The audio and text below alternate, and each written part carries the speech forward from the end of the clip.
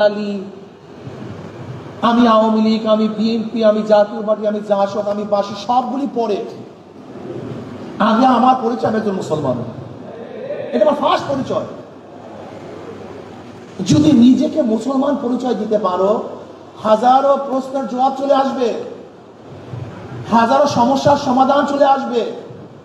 আর যতক্ষণ পর্যন্ত নিজের পরিচয় দিতে লজ্জা পাবা, ততক্ষণ পর্যন্ত হাজারো সমস্যা তোমাকে ঘিরে ধরবে, তুমি সমাধান পাবা না, পেতে পারো না। আসুন, সমস্যা কি? সমাজের সমস্যাটা কি?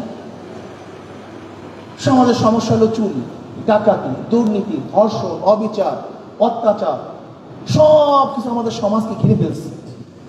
এই কাজগুলি কারা করতেছে? দুর্নীতির সাথে কারা জড়িত? আমাদের দেশের 28 লক্ষ কোটি টাকা বিদেশে কারা পাচার করছে? আপনার পত্রিকা দেখেছেন, হেডলাইন এসছে, সকল শিক্ষিত চোর না, কিন্তু যারা চুরি করে সবাই শিক্ষিত।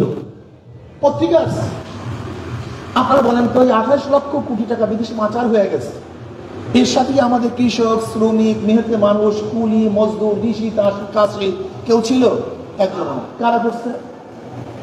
এই বড় বড় শিক্ষিত। তার মানে শিক্ষিত হয়েছে কিন্তু নীতি আদর্শ গঠন করতে পারেনি, নীতিবান হয়নি, চরিত্র গঠন হয়নি। আমি অনেক সময় বলি, আসলে শিক্ষা মানুষকে পরিবর্তন করতে পারে না, মানুষকে পরিবর্তন করতে পারে সহবাদে। তাহলে কিভাবে? আবরার ফাহাদকে কারা হত্যা করেছে? বুয়েটের ছাত্ররা। তারা কারা? সর্বোচ্চ আপনাদের মধ্যে মেধাবী, এরা মেট্রিকে ভালো রেজাল্ট করছিল, আইএ ভালো রেজাল্ট ছিল, নয়তো ভর্তি হতে পারতেন বুয়েটে।